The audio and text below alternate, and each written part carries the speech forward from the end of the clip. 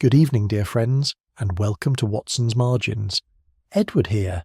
Tell me, is there a drawer near you tonight? Some quiet place where old papers rest, half forgotten? Watson always said the smallest crease, the faintest ink, could hold a truth others walked past. Do subscribe so no hidden page escapes your notice. Now, lean in, for as Holmes believed, it is the overlooked detail that speaks loudest. Find us always on the Watson's Margin Spotify channel, link below. The agitated clerk of Lincoln's Inn. It was in the early spring of that year, when the fogs of winter had not yet wholly surrendered London to the milder airs of the coming season, that I found Sherlock Holmes in a state of studious disorder, which I had come to associate with the arrival of some new and curious problem. I had called at our old lodgings in Baker Street, upon a matter of no particular consequence, and was admitted by Mrs. Hudson with the weary look of a woman who had long since abandoned any hope of imposing order upon my friend's habits. The sitting-room, when I entered it, presented a scene familiar enough to those who have read my earlier chronicles of Holmes's career, and yet remarkable even by his own exacting standards of chaos. Papers of a legal character, bound with red tape and endorsed in a clerkly hand, lay strewn across the table, the hearth-rug, and even the seat of the basket chair. A blue haze of tobacco smoke hung beneath the ceiling, testifying to an evening's hard thought, and his violin, an instrument he treated with more affection than he showed to most persons of his acquaintance, lay neglected and untouched upon a chair, as though even music had been found wanting as an aid to reflection. "Ah, Watson," said he, without troubling to look up from the paper he was studying through his lens, "you come at a fortunate moment. I have been promised a visitor within the half-hour, and I confess that the promise has done more to rouse my interest than anything that has crossed my table this fortnight. A client? A frightened one, if his note is any guide." He tossed across to me a sheet of paper, hastily written and blotted in 2 places. "Observe the hand, Watson. Small, cramped, and yet not without a certain elegance. The writing of a man trained to legal copying, but one whose composure has been badly shaken. He begs an interview upon a matter of the gravest urgency touching the honour of his employers, and underlines the word gravest twice. A clerk, I should say, and a conscientious one, driven to us not by ambition but by desperation." I had scarcely time to remark upon this deduction, so characteristic of Holmes's method, when we heard the bell ring below, and a few moments later Mrs. Hudson ushered into the room a young man whose appearance fully bore out my friend's reading of his character. He was perhaps 25, pale of face, with the stooped shoulders and ink-stained fingers of a man who earns his bread at a desk. His eyes were red-rimmed, as though from want of sleep, and his hands, as he removed his hat, trembled with a nervousness he made no effort to conceal. "Mr. Holmes," said he, "I am Edwin Harcourt, clerk to Messrs. Lydgate and Pemberton, solicitors of Lincoln's Inn. I do not know that you can help me, but I have heard such things of your powers that I could think of no one else to whom I might turn." "Pray sit down, Mr. Harcourt, and compose yourself," said Holmes, with that gentleness he reserved for those genuinely in distress, though he could be short enough with the merely tiresome. "You may tell your story in your own way, and you will find that I interrupt but seldom." The young man sank into the chair Holmes indicated, and after a moment's hesitation began his account. "It concerns a deed, Mr. Holmes, a deed of covenant relating to the estate of the late Sir Reginald Westacott. By its terms, an annual sum was to be settled upon Mrs. Clara Westacott, the widow of a distant relation of Sir Reginald's, during her lifetime. Without that deed, the whole of the estate's income passes undivided to Sir Reginald's heir, Sir Jasper Westacott, who is presently head of the family." "And the deed?" asked Holmes. "Has vanished, sir, from our strong-room, where it was kept under lock along with the other family papers. It was examined by Mr. Pemberton, our senior partner, but 2 days before it was found to be missing, and placed by our managing clerk, Mr. Finch, in its proper drawer. Now it is gone, and I fear," here the young man's voice faltered, "I fear that suspicion has fallen, most unjustly as I believe, upon a fellow clerk of mine, one Philip Vane. Unjustly, you say, and yet you have come to us rather than to the police. That suggests you fear the case against him may prove difficult to answer. Harcourt coloured. I will not pretend otherwise, Mr. Holmes. Vane was seen near the strong room after the office had closed. He has been in debt and has spoken of it openly enough among us. When questioned by Mr. Pemberton, he grew confused, and that same evening he was gone from his lodgings and has not been seen since. And, this is the worst of it, a scrap of blue paper, torn, was found in the drawer of his desk, which the police believed to have come from the deed's own wrapper. Holmes had listened to this recital with his eyes half closed and his fingertips pressed together, a posture I had learned to recognise as one of close attention rather than indifference. When Harcourt had finished, he opened his eyes and regarded the young clerk steadily. "You have given me a very complete case against your friend, Mr. Harcourt," said he. "Complete indeed, almost to a fault. I have observed, in the course of my work, that the guilt of a man is very rarely proclaimed with such convenient thoroughness by the facts themselves. It is when every circumstance points in the one direction, without exception and without accident, that I begin to suspect the hand of some intelligence other than chance in the arranging of them. I confess that for my own part I saw little room for such refinement. The case against young Vane seemed to me, as I listened, not merely strong but conclusive. The flight alone appeared to settle the matter, and the torn scrap of blue wrapper found in his own desk struck me as evidence of a carelessness that only guilt, and guilt attended by panic, could explain. But Holmes rose from his chair with the quick, contained energy that told me his interest was now fully engaged. "We will go to Lincoln's Inn, Watson, and see this strong room for ourselves," said he, reaching for his hat. "Mr. Harcourt, I will ask you to arrange that we may speak with Mr. Pemberton this afternoon if it can be managed. A deed does not vanish from a locked room without leaving some trace of the manner of its going, whatever trace it may have left of the hand that took it." And with that we set out, I following my friend as I had followed him upon so many singular errands before, little knowing how far the path before us would lead from the plain and finished tale that young Harcourt had laid before us that morning. Chapter 2. The Respectable Suspect. The offices of Messrs. Lydgate and Pemberton occupied the ground and first floors of a narrow, soot-blackened house in Lincoln's Inn, of the sort that seems to have been built expressly to lend an air of gravity to the business of the law. A brass plate, polished to a discreet gleam, announced the firm's name beside the door, and within the atmosphere was one of hushed and orderly industry, broken only by the scratching of pens and the occasional low murmur of consultation. We were received in Mr. Pemberton's own room, a chamber lined from floor to ceiling with black deed boxes bearing the names of county families in faded gilt lettering. Mr. Pemberton himself was a large, smooth man of perhaps 60 years, with the polished manner of one long accustomed to soothing anxious clients, and a habit of touching his fingertips together when he spoke, not unlike Holmes's own, though to very different effect. "This is a most distressing business, Mr. Holmes," said he, when we had been seated. "I need hardly tell you that the reputation of a firm such as ours rests upon the absolute security of the documents entrusted to it. That such a thing should occur here, of all places, is a bitter humiliation to me." "You will forgive me if I ask what may seem an elementary question," said Holmes. "Who held the key to the strong room?"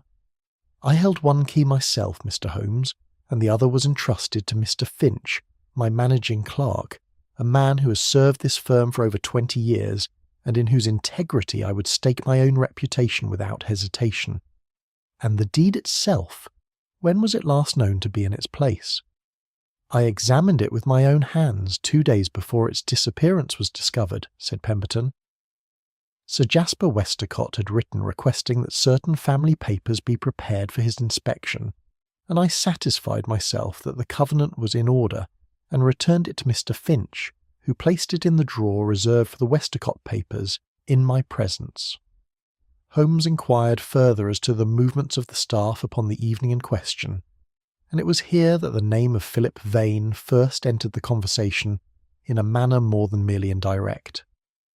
Pemberton spoke of him with the careful regret of a man anxious not to be thought unjust, and yet unable to disguise his conviction. Vane came to us but 4 months since, upon a temporary engagement, to assist with the copying of certain conveyances. He is not without ability, Mr. Holmes, but he is young, and I fear his circumstances had grown difficult. He spoke once or twice, imprudently, of debts that pressed upon him, and there was, besides, a matter of the heart which I mention with some reluctance. "Pray do not spare us on that account," said Holmes.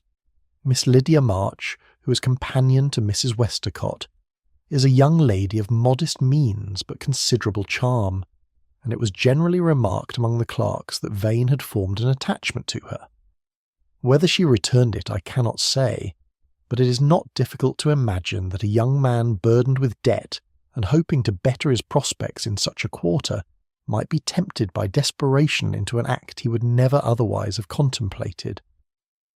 I own that this recital, delivered as it was with every appearance of reluctant candour, struck me as building a case scarcely less damning than a confession. Holmes, however, pursued the matter with a persistence that seemed, to my eye, almost unnecessary, given how plainly the facts already spoke. "You spoke of his conduct upon the evening the deed was found to be missing. What was known of his movements? He was observed by young Sayers, our office boy, near the passage outside the strong-room, somewhat after the hour when the other clerks had gone. When questioned by myself the following day, he grew confused and evasive, and that same evening he left his lodgings and has not since returned to them. A cabman, moreover, recollects driving a fare answering to his description toward Waterloo, and a pawnbroker in the Borough reports that a young man of his appearance sought to raise money upon a watch only the day before. His lodgings, I understand, were found in some disorder." "In great disorder, Mr. Holmes. Drawers left open, papers scattered, the very picture of a man fleeing in haste and without forethought." Holmes nodded slowly, and for some minutes sat in silence, his eyes fixed upon a point somewhere beyond the solicitor's shoulder. Then he asked, in a tone so quiet that I scarcely caught the significance of the question at the time, "Who first required that the deed be produced? Who first asked to see it, I mean, after your own examination of it?" Pemberton seemed faintly surprised by the turn of the inquiry. "Why, Sir Jasper himself, Mr. Holmes. He called upon us not 3 days past in a state of some agitation, demanding that the covenant be produced before a meeting of the family, which he wished called to settle certain questions of the estate's management. It was in searching for it, to comply with his demand, that Mr. Finch discovered it was gone." "I see," said Holmes, and said no more upon the subject, though I observed that he had grown thoughtful in a manner quite different from the brisk attention he had shown but a moment before. We were permitted, before we left, to examine the desk that had been Vane's, a plain deal affair set apart in a smaller room given over to the copying clerks. It was here that Holmes drew from a drawer, with the tips of his long fingers, a small torn fragment of blue paper, which he studied for some moments beneath his lens before restoring it, with every appearance of indifference, to its place. "A scrap of the deed's own wrapper, I am told," said Pemberton. "The police attach great weight to it." "The police," said Holmes, "are seldom wrong in what they observe, Mr. Pemberton, whatever may be said of what they conclude from it." We took our leave shortly afterward, and as we walked out into the grey light of Lincoln's Inn, I could not forbear remarking upon the strength of the case that had been laid before us. "You must admit, Holmes, that it grows difficult to see how Vane can be innocent. Every fact tends the same way. His debts, his attachment to Miss March, his presence near the strong-room, his flight, and now this fragment of the wrapper itself." "Every fact tends the same way," Holmes repeated with a curious emphasis. "That is precisely what troubles me, Watson. I have known cases in which the innocent were condemned by a single false clue, mistaken or contrived. I have never yet known a case in which the guilty were convicted by 6 clues, every one of them fitting with such perfect and undisturbed symmetry. Nature is rarely so accommodating to our theories. When she is, I begin to suspect that some hand less impartial than her own has been at work in the arranging. He said no more upon the matter as we walked, though I noticed that he glanced back once as we turned into Chancery Lane toward the blackened front of the solicitor's house, with an expression I had come to know well, that of a man who has glimpsed in some small and unremarkable circumstance the first loose thread of a pattern others had been content to leave undisturbed. Chapter 3. The Drawer That Was Too Well Remembered. We returned to Lincoln's Inn upon the following morning, Holmes having sent word ahead that he wished to examine the strong room itself before the police theory, as he put it, hardened past all possibility of correction.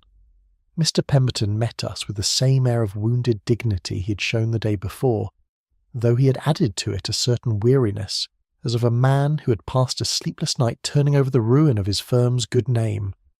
The strong room proved to be a chamber of no great size, situated at the rear of the ground floor, its single window barred and its door fitted with a lock of solid and old-fashioned construction.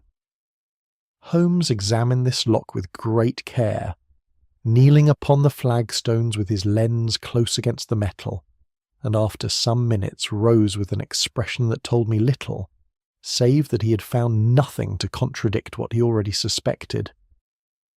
"There is no mark here of forcing," said he. "The wards are clean, and the wood about the plate is undamaged. Whoever opened this door did so with a key, or not at all." "That much the police have already established," said Pemberton.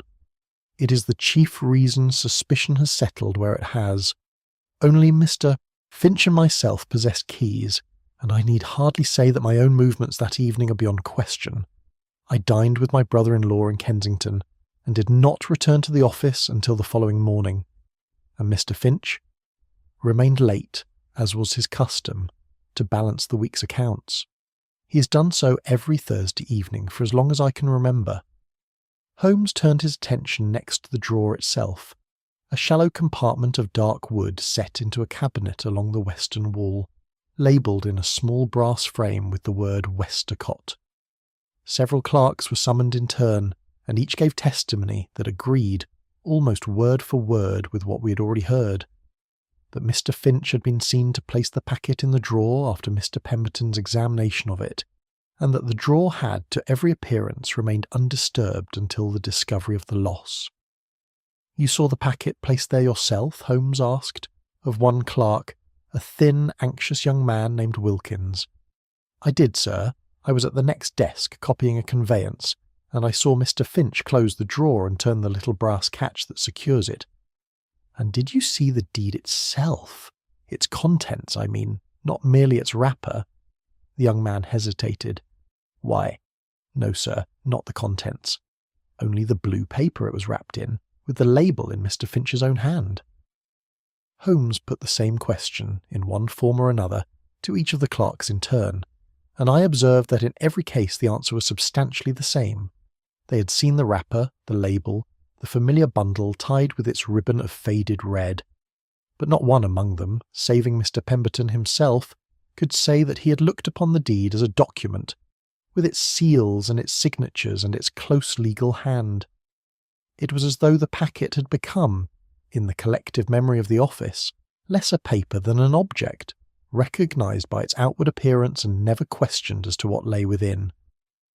"It is a curious thing, Watson," Holmes remarked to me, when the clerks had been dismissed and we stood alone beside the open drawer. "How readily the eye accepts a wrapper for its contents. A man sees a labelled parcel upon a shelf for a 12-month, and swears to its presence, though he could not tell you, upon his oath, whether the thing inside it were a bundle of title deeds or a heap of old newspaper." He knelt now before the open drawer and drew from his pocket the small folding lens without which he seldom travelled. For some minutes he said nothing, running his fingers with great delicacy along the wooden floor of the compartment, and I saw him pause once, and again, as though some particular of the surface had arrested his attention. "Come here, Watson, and tell me what you observe." I knelt beside him, not without some effort, and peered into the drawer as he indicated. "I see dust, Holmes. Nothing more? Look again, and more closely. Consider the distribution of it. I did as he bade me, and after a moment I began to perceive what had escaped me at the first glance. The dust that lay along the front portion of the drawer, nearest the brass catch, was thin and disturbed, showing here and there the pale streaks left by some object recently dragged or lifted across it. But toward the rear of the compartment, beneath the overhang of the drawer above, the dust lay thick and undisturbed, a fine grey down that had plainly not been touched in many weeks. The front has been handled recently, I said, but the back appears untouched. Precisely so. And what does that suggest to you? I confess I could offer no ready answer, and said as much. It suggests at the least that whatever was taken from this drawer was taken from the front of it, the portion readily seen and readily reached. It does not tell us that the drawer was empty at the back. Indeed, the untouched dust would argue rather the contrary, that something may yet repose there, undisturbed, beneath whatever occupied the visible space before it. You believe the deed is still here? I asked, with some eagerness, glancing about the small compartment as though I might find it lying before me. I believe nothing so simple, Watson, nor would I have you leap to conclusions with the same haste that has already condemned young Vane upon evidence no more substantial. I say only that the dust tells a story which the clerks, in their eagerness to agree upon a single narrative, have not troubled to notice. A drawer disturbed only at the front is not the same thing as a drawer emptied entire. We spoke further with Mr. Pemberton before taking our leave, and it was in the course of this conversation that I ventured to remark that Holmes appeared, to my eye, to be doing little more than refining the theory the police had already formed, testing its edges, as it were, without disputing its substance. Holmes shook his head as we descended the narrow stair into the courtyard below, his expression graver than I had yet seen it in the course of this inquiry. You mistake me, Watson, and it is a mistake I would have you guard against in your own observations, no less than in your writing of them hereafter. The danger in a case such as this does not lie in a clue that is false. A false clue may be tested and discarded and no great harm done. The true danger lies in a clue that is entirely genuine. The torn wrapper, the disturbed dust at the front of that drawer, the very real debts and the very real flight of young Vane, set down within a false assumption as to what those genuine facts must mean. It is not the evidence that has deceived Mr. Pemberton and his police, Watson. It is the story into which that evidence has been too eagerly gathered. He said no more upon the subject as we made our way back toward Baker Street, though I observed that he walked with a quick, abstracted step that told me his mind had already begun to move along some path of its own, a path which he had not yet seen fit to share with me, nor, I suspected, would he do so until it had led him to its end. Chapter 4. Evidence that fits too perfectly.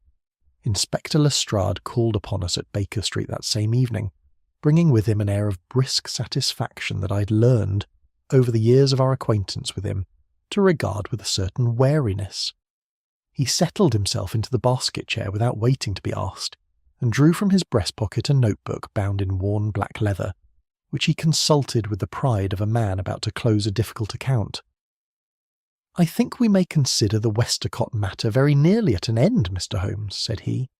"I had thought, when Mr. Harcourt first came to you, that we might have a genuine puzzle upon our hands. But the case against Vane has grown so complete that I confess I begin to wonder why the fellow troubled to run at all rather than brazen it out. You have found him? Not yet, but it can scarcely be long delayed. A porter at Waterloo remembers a young man of his description boarding an evening train, carrying a flat brown document case beneath his arm, the very sort of case, I need hardly observe, in which a folded deed might conveniently be carried away, and we have this besides." He produced from his notebook a slip of paper, upon which a few words had been hastily scrawled. "Found among the litter of his room, Mr. Holmes. His own hand, as his landlady confirms. It is done. I cannot go back.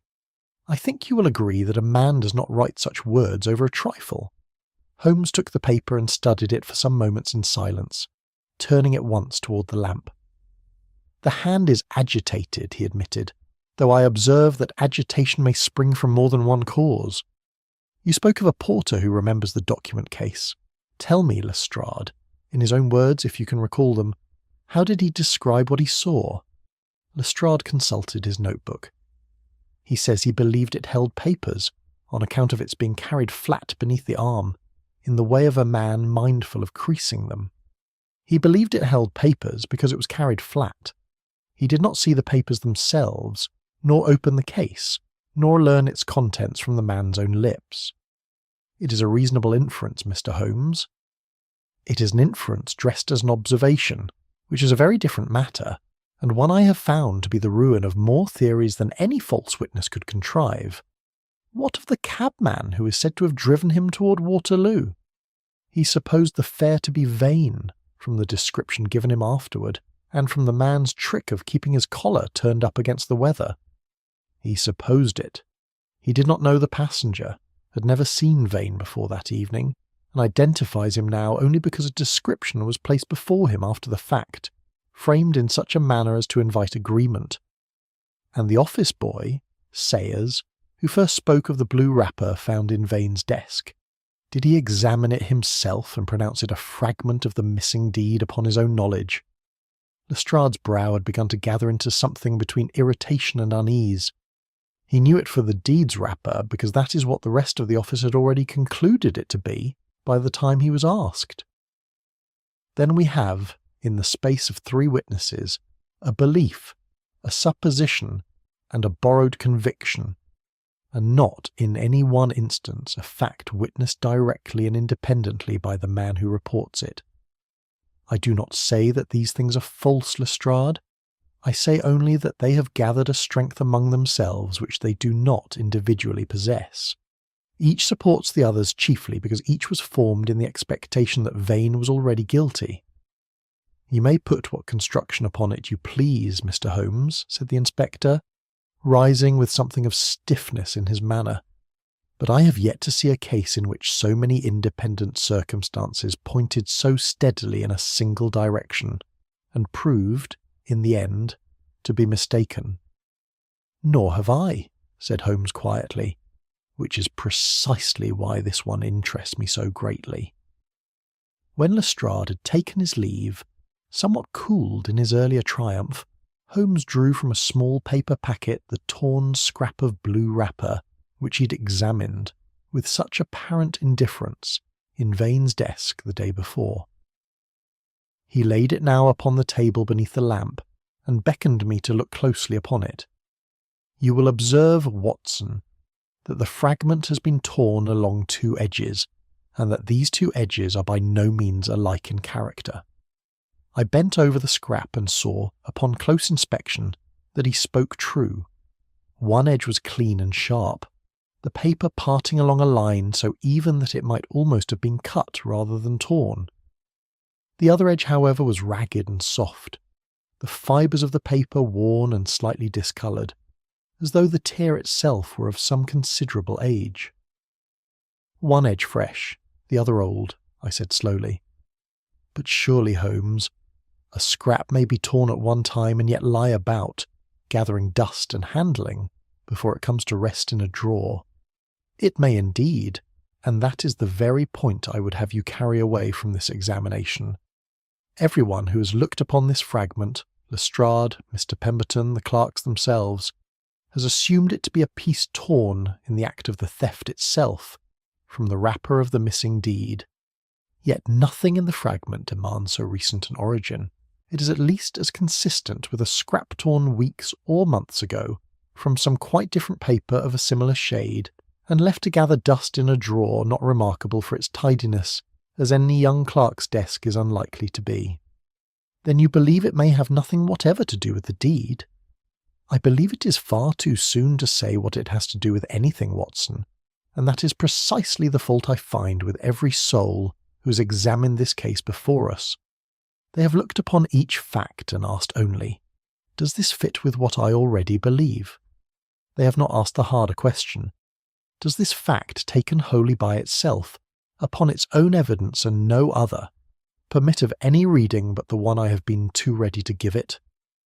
He fell silent then, and sat for a long while with the fragment held between his fingers, turning it now and again beneath the lamp, while the fire settled in the grate and the sounds of the street below grew fewer with the lateness of the hour.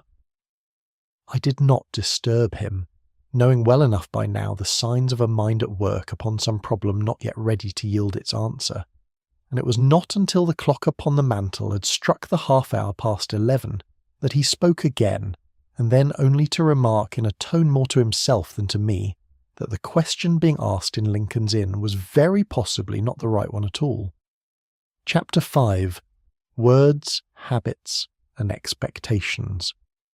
Holmes announced upon the following morning that he intended to interview each member of the Lincoln's Inn household separately, and I gathered from the deliberation with which he made the proposal that he attached no small importance to the manner in which each account should be given, apart from the substance of what was said. A tale told in company, Watson, is a tale rehearsed before it is spoken, he observed, as we set out. I would hear each voice alone, before it has had the opportunity to shape itself against its neighbours. We began with Mr. Finch, the managing clerk, whom we found in a small room adjoining Mr. Pemberton's own, seated before a ledger of formidable thickness, his pen moving in a hand so regular that it might have been engraved rather than written. He was a spare, grey man of some 50 years, with a manner precise to the point of dryness, and he answered Holmes's questions without hesitation, as one accustomed to giving evidence and confident of its reception. I placed the deed in the drawer myself, Mr. Holmes, upon the Tuesday in Mr. Pemberton's presence, and I turned the catch upon it as is my invariable custom. I can say with certainty that it remained there until the Thursday evening, for I had occasion to open the drawer upon the Wednesday to add a memorandum concerning the estate's timber rights, and I saw the packet then, undisturbed. You saw the packet, said Holmes. Did you examine its contents upon that occasion? There was no need, Mr. Holmes. I had seen it examined by Mr. Pemberton not 2 days before, and I do not make a habit of disturbing papers that are not mine to disturb. Holmes inquired next as to his opinion of Vane, and here Finch's manner, though it lost nothing of its precision, took on a certain edge that I had not remarked before. I will say only what I have said to the police, Mr. Holmes. Vane was exactly the sort of young man to do a rash thing. Nervous, ambitious beyond his station, and pressed for money. Such men do not always wait upon reflection before they act.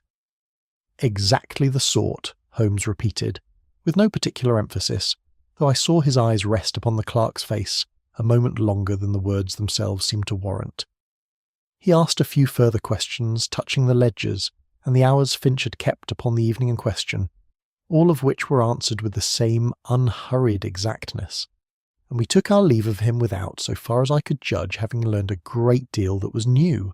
The office boy, Tom Sayers, proved a very different witness, a round-faced lad of perhaps 14, who answered Holmes with a mixture of awe and eagerness that boys of his age commonly reserve for those they have been given to understand are persons of consequence. "I never saw him take nothing, sir, not with my own eyes," said he, when pressed upon the matter of Vane. "I only seen him standing in the passage by the strong-room door of an evening, like he was waiting for someone or thinking on something. I didn't think nothing of it at the time, sir, only afterward, when everyone said as how he must have been at the drawer." "When everyone said," Holmes echoed gently, "and did you yourself form that opinion before it was suggested to you?" The boy considered this with the gravity of one turning over a difficult sum. "No, sir, I don't believe I did. I only thought he looked troubled, like. It was Mr. Finch as first said he must have been up to something." We found Miss Lydia March in the small parlour set aside for Mrs. Westcott's use, a young woman of quiet composure and evident good sense, whose account of Vane differed sharply from the picture that had been drawn of him elsewhere.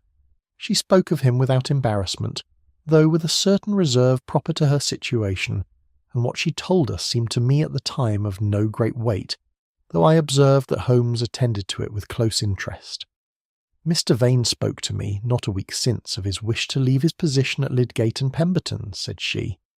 "He believed he had found a better opening with a firm in the city, and he was anxious only that Mr. Pemberton should not think him ungrateful for quitting so suddenly. He said nothing to me of flight, Mr. Holmes, nor of any trouble beyond the ordinary difficulty of giving notice to an employer he respected. Mrs. Clara Westacott herself we found in an adjoining room, a lady of perhaps 45, dressed in the plain, dark clothes of reduced but genteel circumstance, whose manner throughout our interview was marked by a dignity that seemed to owe nothing to affectation. The covenant was made privately, Mr. Holmes, by my late cousin Sir Reginald, some years before his death, said she. He wished to provide for me without occasioning ill feeling among the wider family, who had never, I think, wholly approved of the connection between us. I do not pretend that its loss does not touch me nearly, for I have little enough beside it, but I would not have an innocent man suffer on my account, whatever the outcome. It was Sir Jasper Westacott, however, whose interview proved the most striking of the day, and I confess that I came away from it with an impression very different from that which I had carried into the room. He received a standing, a tall, florid gentleman of commanding presence, whose indignation appeared to require no encouragement whatever to make itself heard. The whole matter is a scandal, Mr. Holmes, and I have said as much to Pemberton in the plainest terms. Either the deed is a forgery, got up by some interested party to embarrass the estate, or it is a genuine document which the family would be well rid of in any case, given the disgraceful manner of its concealment from us these many years. I do not scruple to say that its loss, whatever the circumstances, is very little to be regretted. You are frank, Sir Jasper. I have nothing to conceal, sir, and I will not pretend a grief I do not feel for the loss of a paper that would have diminished my own inheritance. Let the thief be found and punished by all means. I have no wish to see justice thwarted, but do not look to me for tears over a covenant I never sanctioned and never desired to see honoured. We left Lincoln's Inn as the light was beginning to fail, and as we walked I ventured to remark upon what seemed to me the plainest reading of so candid a display. Surely, Holmes, a man does not speak so openly of his satisfaction in a loss unless he's had some hand in bringing it about, or paid another to do so on his behalf. Sir Jasper's very frankness strikes me as a kind of boldness, the confidence of a man who believes himself secure. Holmes shook his head, his breath showing pale in the chill evening air. I think you mistake the character of guilt, Watson, if you suppose it commonly so eager to declare itself. A man who had engineered the theft of that deed would take great care, I think, to appear grieved by its loss, not gratified. Sir Jasper's satisfaction is too open, too entirely without disguise, to serve any purpose of concealment. He is pleased because the loss serves him, and he sees no reason to pretend otherwise, which is a very different thing from having contrived it. Then who, if not Vane, and not Sir Jasper? That, said Holmes, drawing his coat closer about him against the wind that had begun to rise along the Strand, is a question I am not yet prepared to answer, though I begin to suspect that the answer lies nearer to hand, and has lain there from the first, than any of us have troubled to look. Chapter 6. The Neatness of Motive.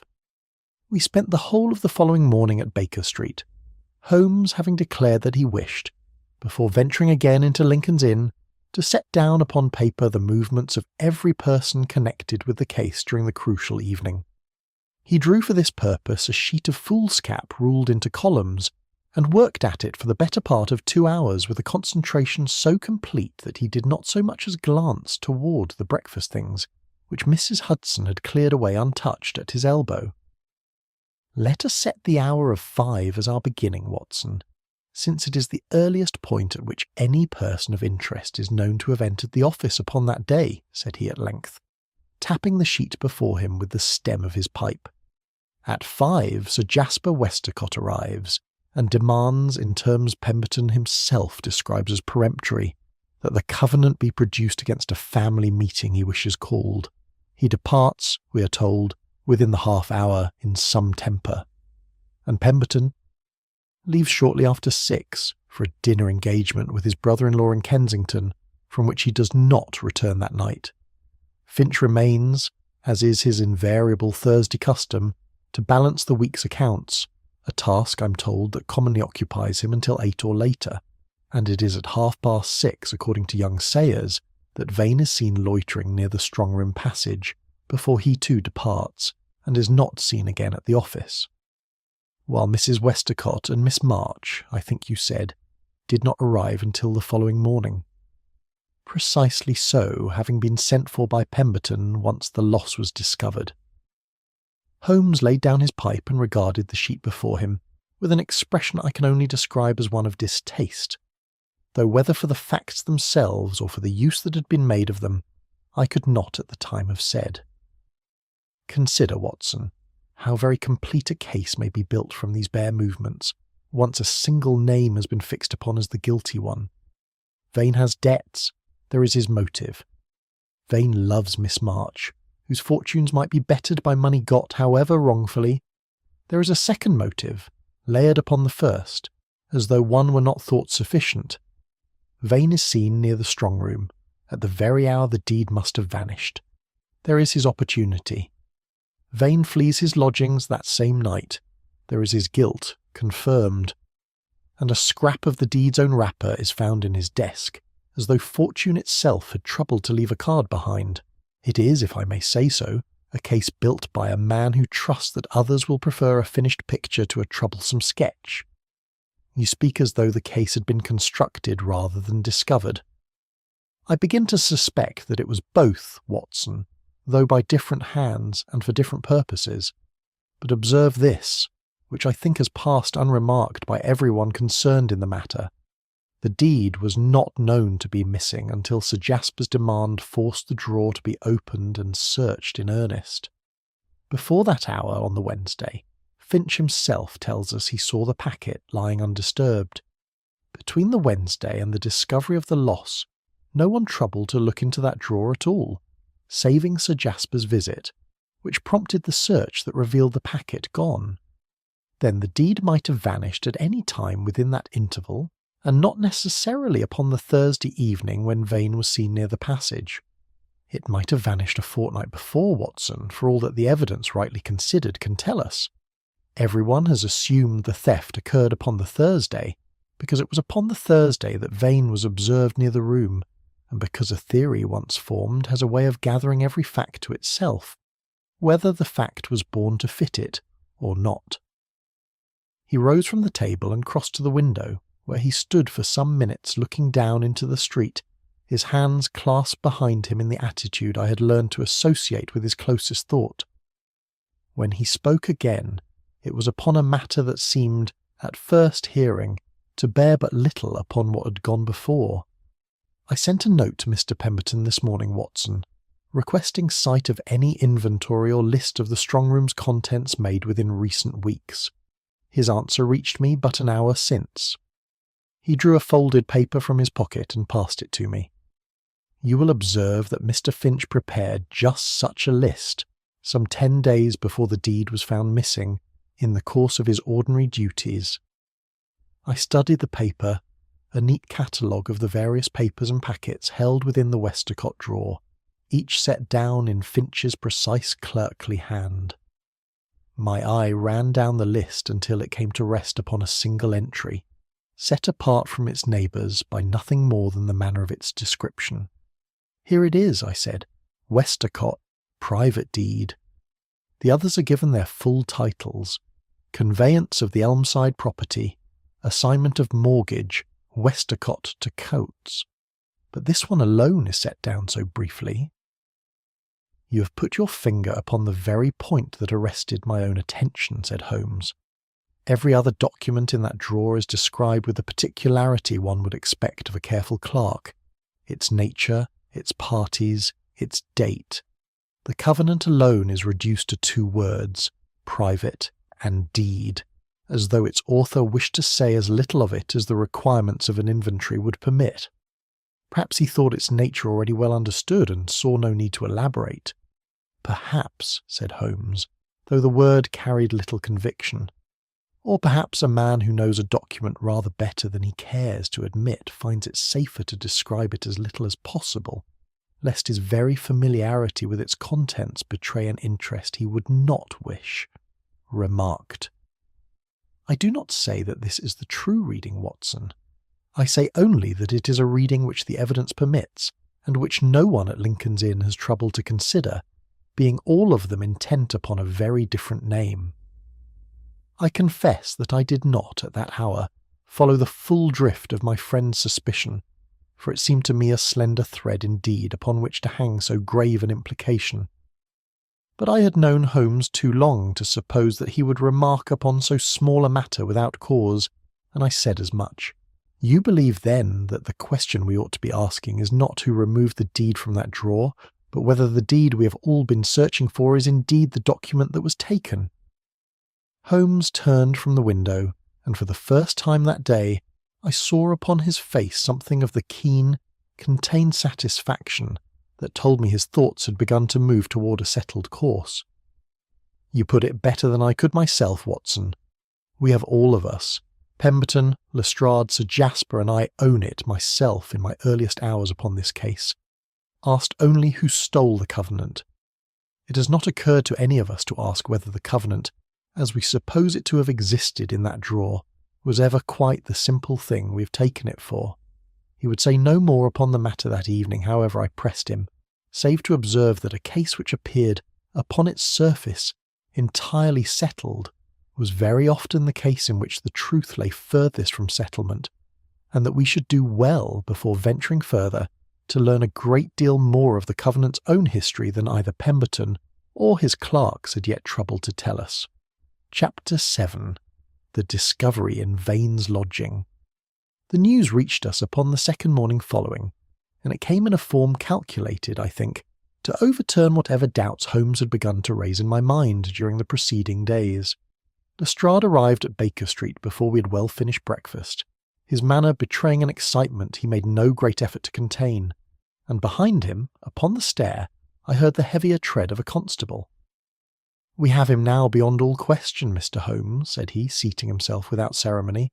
"The police made a second search of Vane's lodging yesterday evening, more thorough than the first, and this time we did not come away empty-handed." He drew from a small deal box which the constable had set upon the table a quantity of grey ash, among which lay a single half-burned strip of paper, its edges blackened and curling, though enough remained legible to make out two fragments of writing, the words "annual payment" upon the one line, and a little below the name Clara Westacott upon the other. "Found in the grate, Mr. Holmes, where he had thought to destroy it, no doubt in a fit of conscience or of fear once he understood what he had done. I need hardly point out that this settles the matter beyond any further dispute. He took the deed, and finding himself unable to profit by it, or perhaps overcome by remorse, he burned it rather than be found in possession of so damning a paper. I confess that the sight of that scorched fragment, with its two phrases standing out so plainly against the blackened paper, struck me with something very like conviction. Whatever ingenuity Holmes might bring to bear upon the dust of a drawer, or the wording of a witness's testimony, here at last was a piece of the document itself, or so it appeared, consumed by the very hand that had stolen it. "You are to be congratulated, Lestrade," said Holmes, though I noted that his tone carried none of the warmth the words themselves might have suggested. "Sir Jasper, I take it, has been informed?" "He has, and demands that proceedings be set in motion without further delay. Mr. Pemberton, I am sorry to say, takes the matter very hard. He speaks of nothing but the ruin of the firm's good name, now that it must come out that a temporary clerk was permitted to rifle documents of such consequence. As for Mrs. Westacott, I am told she is taken to her room, believing her claim entirely lost." Holmes examined the fragment for some minutes after Lestrade and his constable had gone, turning it beneath the lamp with the same close attention he had given the torn scrap of blue wrapper some days before. I watched him in silence, for I had learned that questions put too early in such an examination served only to interrupt a process I could not myself follow, and it was several minutes before he spoke. "You will observe, Watson, that this paper is of an ordinary foolscap such as any clerk might use for the roughest of memoranda. Is that remarkable? Surely a man burning evidence would use whatever paper came first to hand, without pausing to consider its quality. He would burn the document itself, Watson, whatever its quality. He would not require to write it out afresh upon paper of his own choosing. Yet consider, a deed of covenant drawn some years since and executed with proper formality would be engrossed upon parchment, or at the least upon a heavier and more durable paper than this. Feel the fragment yourself so far as its condition permits, and you will find it thin and light, of the sort used for drafts and copies rather than for instruments intended to endure. I took the blackened scrap between my fingers with some care and found that he spoke true. What remained of it, brittle as it was from the fire, possessed nothing of the substantial quality I should have expected in a document of such legal weight. There is a second matter, less easily demonstrated to your own senses, though no less certain to my eye, Holmes continued. The ink of these words, so far as the fire spared it, shows none of the fading that years must bring even to ink protected within a locked drawer. It is dark still, and sharp at the edges of each letter, in a manner I have observed only in writing of recent date. A covenant executed years ago, and kept these many months in a strong room, would show some paling of its ink, however slight, particularly at those words most exposed to what light the drawer's opening and closing might from time to time have admitted. You believe, then, that this fragment was never part of the deed at all? I believe it is a fragment of something written recently, upon ordinary paper, containing words that might, with sufficient artfulness, be made to suggest the covenant to any mind already disposed to find it there. Whether it was written by Vane himself, in all innocence, upon some other matter entirely, or placed there by a hand that wished it found, I am not yet prepared to say. I own that I was startled by the boldness of this reading, set as it was against evidence that had struck me, but a few minutes before, as conclusive beyond any reasonable doubt. But Holmes, if you believe this, you must go at once to Lestrade and to Pemberton. Sir Jasper is even now demanding that proceedings be begun. Holmes shook his head, and there was in his manner something of the patient watchfulness of a man content to let a current run its course before he ventures to turn it. I think not, Watson, not yet. Consider what we should gain by speaking now. Lestrade would hear me, no doubt, with the courtesy he has always shown my conclusions, and would none the less proceed very much as he intends, for I have no proof to set against his ashes and his scorched paper, only a question of the weight and freshness of ink, which a jury, and I fear a police inspector besides, would find a slender thing indeed beside a burned confession. No, Watson, let Lestrade and Sir Jasper proceed in the confidence they have built for themselves. A false theory, once its adherents believe it secure, grows careless in its own defence, and it is in that carelessness that we are most likely to find what has hitherto been hidden from us. You would let an innocent man remain longer under suspicion, then, while we wait upon the carelessness of others? I would spare him what I can, Watson, and I have already taken certain steps toward that end, of which I will speak when they have borne fruit. But I would not throw away upon a premature and ill-supported protest the advantage that silence still affords us. There is more to be learned yet from Mr. Finch's ledgers, and from a visit I propose we pay this very afternoon to a stationer in Holborn, than from any argument I might now offer to a police inspector already persuaded of his case. He would say no more upon the matter, though I pressed him as we sat over the remains of our interrupted breakfast, and it was not until we had set out together into the grey bustle of the Marylebone Road that I began to apprehend, however dimly, the shape of the theory that had by now taken firm hold within his mind, a theory that pointed, I began to suspect, not toward the frightened young man still hiding from a justice he had never truly earned, but toward some quieter and more dangerous figure who had, until this hour, remained entirely above suspicion. Chapter 8. The Confession That Proves Too Much. It was Holmes's own inquiries, pursued quietly over the 2 days that followed our interview with Lestrade, that at last brought us to the door of a mean little inn near Blackfriars, where, upon information gathered I know not how, he had learned that a young man answering to Philip Vane's description had taken a room under an assumed name. I had asked him, more than once, by what means he had traced the fugitive when the whole of the Metropolitan Police had failed to do so, and he had answered only that a frightened man however cunning he may believe himself, seldom thinks to alter the small habits by which he is known. In Vane's case, a fondness for a particular brand of cheap tobacco traced through no more than 3 shops before it yielded its answer. We found him in a narrow room beneath the eaves, and I confess that the sight of him went far to confirm in my own mind the justice of Holmes's suspicion that we had wronged the man in our earlier judgment. He was thin to the point of gauntness, his eyes sunken from want of sleep, and when Holmes's knock fell upon the door, he started up with the look of a creature that has long expected discovery, and dreads it no less for the expecting. "I know why you have come," said he, before either of us had spoken a word. "I will not run further, Mr. Holmes. I am too tired, and I think I would almost welcome the end of it, whatever that end may be." "I have not come to arrest you, Mr. Vane," said Holmes gently, "for that is no office of mine.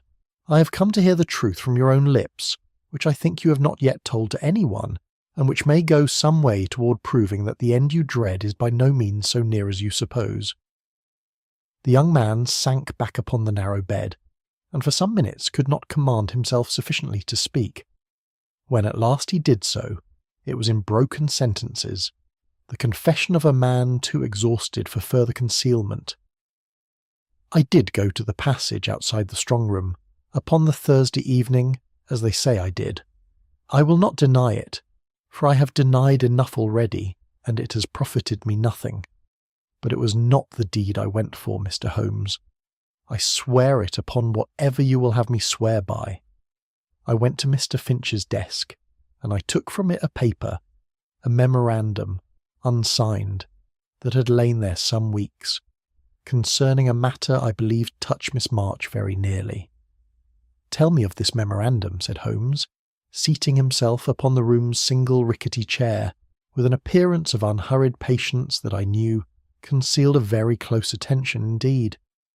"It concerned her family, Mr. Holmes, matters of her father's history, which I had reason to believe Mr. Finch meant to use against her, should she ever refuse to oblige him in some manner. I do not fully understand the whole of it even now, but I had seen enough in careless words Finch had let fall to fear that he held some power over her that he might one day choose to exercise. I thought only to remove the paper from his reach, and to destroy it, that it might do her no further harm." "And did you destroy it?" "I burned it that same night in my own lodging, before ever the deed was found to be missing. I swear it, Mr. Holmes. I knew nothing of the Covenant's loss until the next morning, when Mr. Pemberton questioned me, and by then I was already sick with dread of what I had done. Not the Covenant, but my own theft of Finch's memorandum, which I knew must ruin me if it came to light, whatever its true purpose. I fled because I believed myself already lost, not for the deed, which I never touched, but for the lesser paper I had indeed stolen."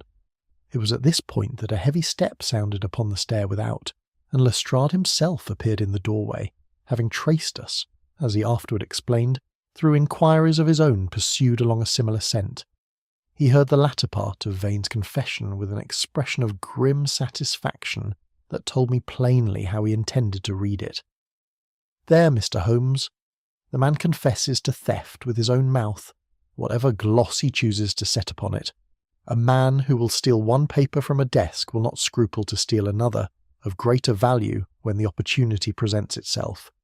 I think this confession settles the matter rather than unsettles it. He confesses to lying to lessen his crime," Finch had said of him, when we spoke with the managing clerk some days before, and I saw now how readily that earlier judgment might be turned to fit this new admission. Lestrade seemed to feel the same, for he pressed the point with evident relish. "A man capable of one theft is capable of another, and more readily believed guilty of the greater when he has already confessed to the lesser. I shall take this as confirmation, Mr. Holmes, whatever construction you may wish to place upon it." Holmes said nothing for a moment, regarding Vane with an expression I found difficult to read, though I thought I detected in it something of quiet satisfaction, as of a man who has at last received the one piece still wanting to complete a pattern, long suspected but not, until this hour, fully proved. You say you took nothing from the strong room itself, Mr. Vane. Did you at any time approach the drawer in which the Westacott papers were kept? I did not so much as look toward it, Mr. Holmes. My business was with Finch's own desk in the outer room, and I was gone from the passage within a very few minutes. And the blue scrap of paper found afterward in your own desk, can you account for it? Vane shook his head slowly. I cannot, Mr. Holmes, unless it had lain there already, among the litter that gathers in any desk over months of use. I do not recall ever possessing such a scrap, still less placing it there myself. Holmes rose, and I saw in his manner the settled composure of a man whose theory, tested against a final and unexpected witness, had emerged from the trial not merely intact but strengthened.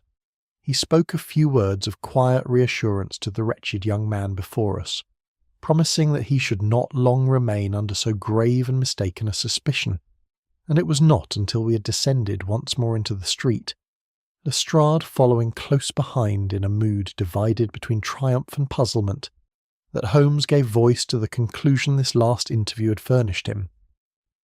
The false theory, Watson, rests upon a single foundational assumption, which no one has troubled to examine because everyone has been too eager to build upon it. It is the assumption that the deed was removed from that drawer upon the Thursday evening, after Sir Jasper's visit had set the search in motion. I no longer believe that assumption to be sound. I believe the deed had already been taken, or rather concealed, before ever Sir Jasper darkened the office door, concealed by a hand far steadier and far better placed than any belonging to a frightened young copying clerk. Finch, I said, the name coming to my lips almost before I had consciously formed the thought. We shall see, Watson, said Holmes, though the light in his eye told me plainly enough that he had, in his own mind, already seen a very great deal. But I think it time we return to Lincoln's Inn and ask that drawer to yield up whatever secret it has, until now, contrived to keep from us. Chapter 9. Holmes dismantles the assumption. Holmes had asked that all the principal parties be gathered at the offices of Lydgate and Pemberton upon the following afternoon, a request to which Mr. Pemberton, though plainly reluctant to see his strong room made once more the scene of inquiry, had at last consented, chiefly, I believe, upon Lestrade's assurance that the matter might thereby be brought to a swift and public conclusion. We found them assembled when we arrived. Pemberton himself, grave and uneasy behind his great desk, Sir Jasper standing near the window with an air of impatience he made no effort to disguise, Mrs. Westacott and Miss March seated together, the elder woman's composure lending something of steadiness to the younger, and Mr. Finch, at a small table set somewhat apart, his ledger closed before him, his manner as precise and unruffled as it had been at every interview we had held with him. Holmes stood before the strong-room door, which had been left open at his request, and addressed the company with a quiet deliberation that I had learned, over the years, to recognise as the sure sign of a case fully resolved in his own mind. I will begin, said he, by conceding every fact that has been urged against Mr. Vane, for I do not wish it thought that I dispute the evidence itself, only the conclusion that has been drawn from it. He was seen near the strong-room passage upon the evening in question. He fled his lodgings that same night. A confession of a kind has been wrung from his own lips. All this is true, and none of it, I shall now show you, proves that he stole the covenant. Sir Jasper made an impatient movement, but Holmes continued without pause.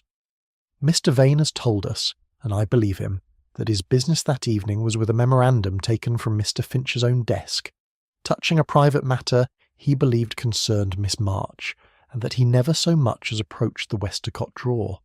The burned fragment found in his grate upon examination proves to be written upon foolscap of no great age, in ink showing none of the fading that years within a locked drawer must bring, however slight. It is not a fragment of the covenant at all, but of some quite different paper, which a mind already persuaded of Vane's guilt was only too ready to mistake for it. And the torn scrap of blue wrapper found in his desk.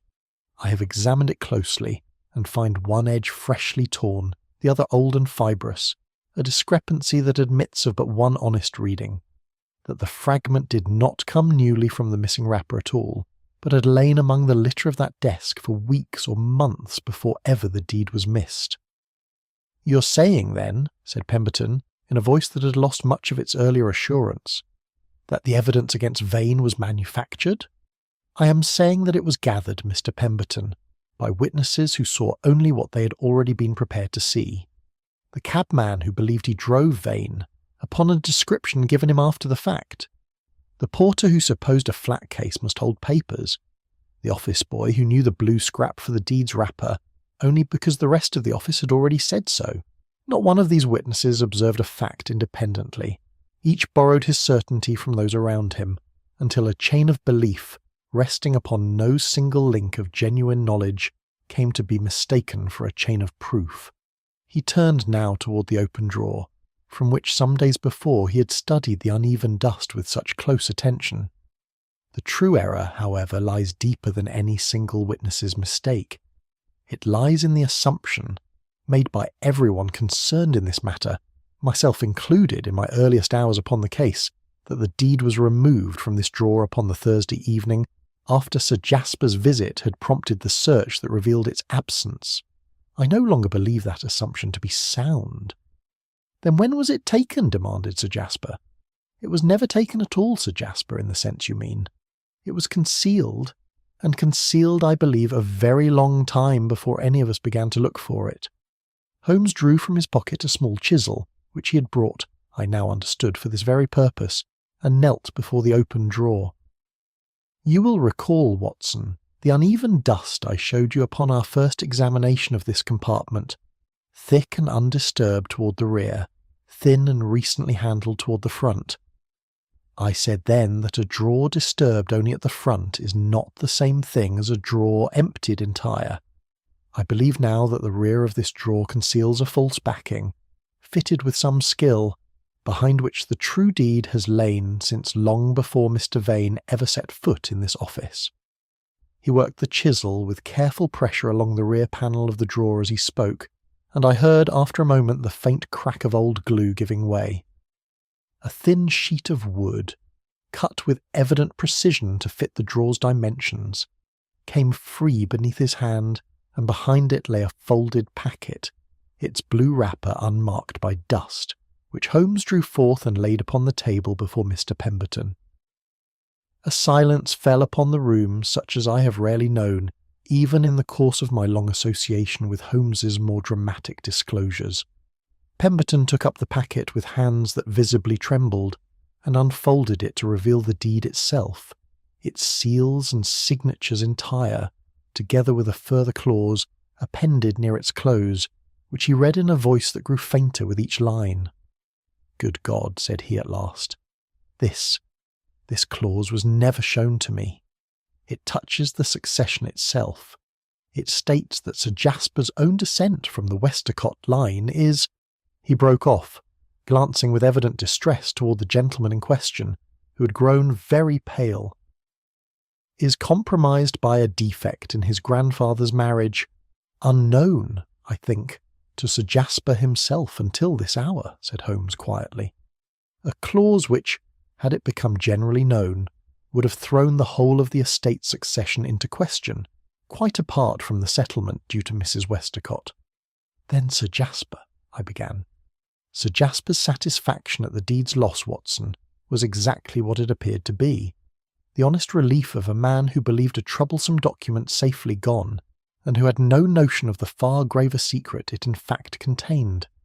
He is not our thief, but there is one person in this room and in this firm who has known this document intimately these many years, who witnessed its execution, who alone among the clerks has had constant and unquestioned access to this drawer, and whose description of it in his own inventory, as nothing more than Westacott, private deed, betrays a familiarity with its contents that no honest ignorance could explain."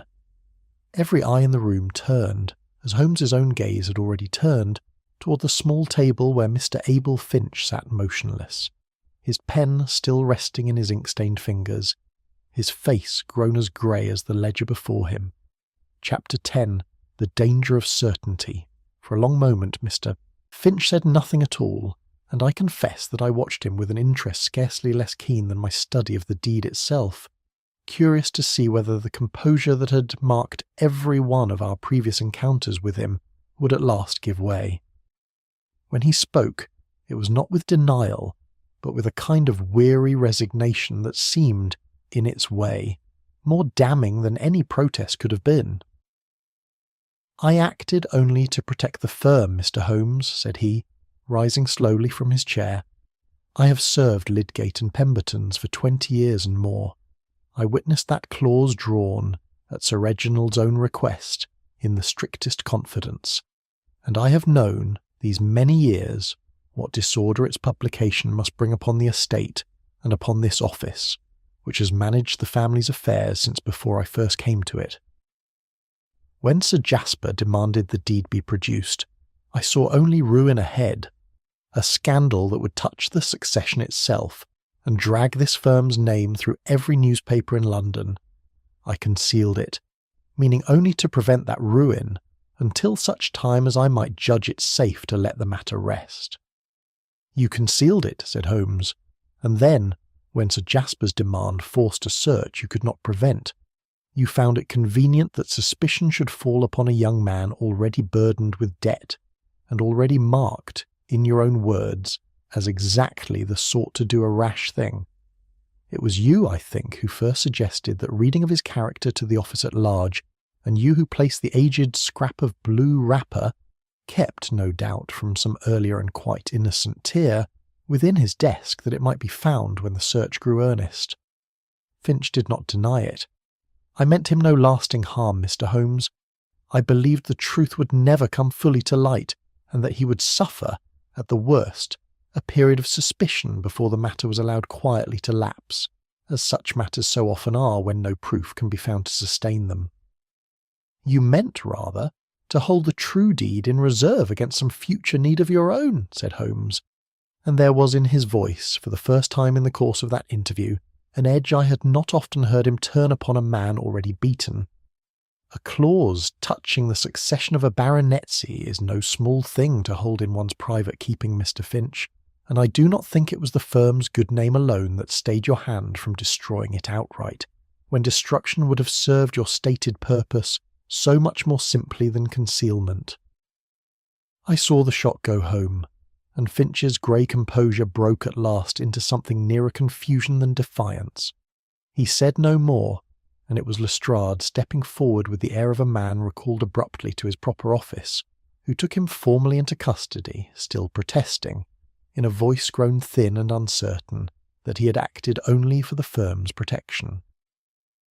The room, when he had been led away, fell into a silence broken at length by Mr. Pemberton, who set down the recovered deed upon his desk with the careful reverence of a man handling something at once precious and painful. "I owe you an apology I can scarcely find words to frame, Mr. Holmes. I trusted Finch as I would have trusted my own right hand, and it is a bitter lesson to learn how little that trust was worth. You trusted a man of 20 years' faithful service, Mr. Pemberton, and there is no shame in that," said Holmes. "The fault, if fault must be found beyond Finch's own, lies rather in the readiness of us all, myself not excepted, in the earliest hours of this inquiry, to accept a story merely because it arrived complete, with every particular already fitted to its neighbour." Mrs. Westacott, who had listened to the whole of this disclosure with a composure I found deeply moving, rose now and crossed to where the deed lay upon the desk, laying her hand upon it as though scarcely yet able to credit its recovery. "I do not know how to thank you, Mr. Holmes. I had resigned myself these past days to a poverty I had thought, at least honestly come by, if I may put it so, the loss of a paper rather than the theft of one. To learn that it was concealed by deliberate malice is a harder thing to bear, and yet the recovery is a mercy I had ceased to hope for. Sir Jasper, for his part, had said nothing since Finch's name had first been spoken, and it was some minutes before he found his voice, and when he did, it carried little of the peremptory manner we had marked in him at our first interview. I will not pretend I welcome what that clause contains, Mr. Holmes. It touches matters I had never thought to see disturbed. but I would rather know the truth of my own dissent, however unwelcome, than owe my position to a paper suppressed by another man's private scheming. Let the lawyers settle what must be settled. I have no wish to be a party to further concealment, whatever it may cost me. As for young Vane, he was found within the hour and brought to the office, where the full clearing of his name was made known to him in terms that left no room for further doubt or shame. He appeared, when he understood the truth, more chastened than triumphant, and it was Miss March who first crossed the room to him, her hand extended in a manner that spoke, I thought, rather more plainly than any words could have done, of a forgiveness he had scarcely dared to hope for.